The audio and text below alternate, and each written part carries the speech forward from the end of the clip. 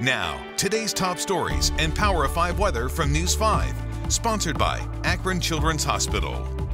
Now here's a look at today's top stories. Hello everybody, I'm Tracy Carlos. Fire officials in Akron are investigating a deadly house fire.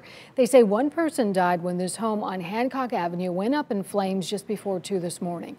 Another person was trapped inside and was taken to the hospital, and a third person escaped by jumping out of a window. Investigators are still looking into the cause of that fire tonight.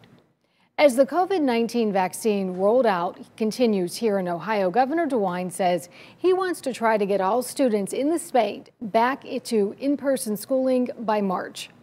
We want to get our kids back in school. We've also prioritized our kids, and we hope by March 1 to have every kid back in school in the state of Ohio.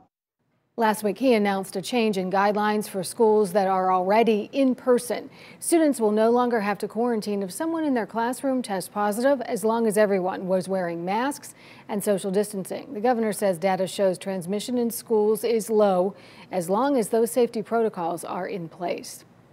The Browns pulled off a huge victory to clinch a spot in the playoffs, and we know this guy was cheering hard at First Energy Stadium today. Tom Seipel posted this picture of him entering the stadium decked out all in Browns gear. He's the cancer patient who was recently told he likely only has weeks to live.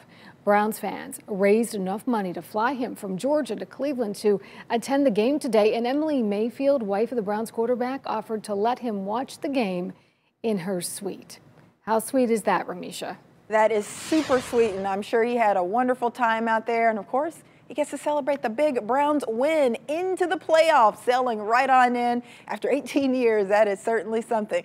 Your weather will be fairly quiet tonight. Cloudy, chilly, just a very slim shot at an isolated light mix. Temperatures dipping to the low 30s. I don't think we're going to have any major issues with ice on the roads, but keep in mind the roads could be damp, possibly a little slushy, so be very careful in the morning. As we go into your Monday afternoon, those temperatures are only going to climb to the middle 30s, maybe a little drizzle in the morning, but most of the day should be dry, but the clouds remain thick. We need some sunshine. Does not appear that we're going to get any for much of the week, maybe by next weekend. A few light snow showers on Tuesday, but right now, most of the week looking on the dry and chilly side.